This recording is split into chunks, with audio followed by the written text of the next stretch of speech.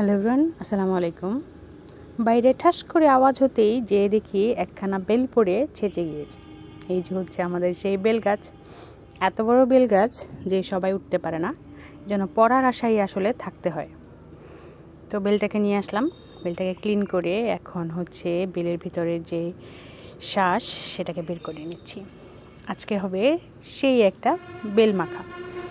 তো গাছের যেহেতু বেল, সব কিছু গাছের হলেই ভালো হয়, তাই খুঁজে খুঁজে বের করলাম গাছে কাঁচামরিচ আছে কিনা। পেয়ে গেলাম 2টা কাঁচামরিচ, একটা লাল একটা সবুজ, দেখতেও সুন্দর হবে।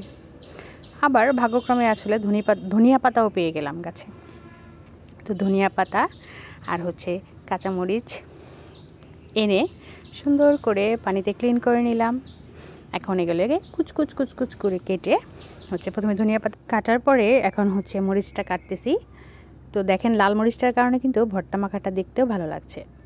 এখন হচ্ছে লবণ দিয়ে এটাকে সুন্দর করে মাখাতে হবে, যেন ধনিয়া পাতা, লবণ, কাঁচামরিচের ঝালটা ভর্তার মধ্যে একেবারে মিলেমিশে একাকার হয়ে যায়।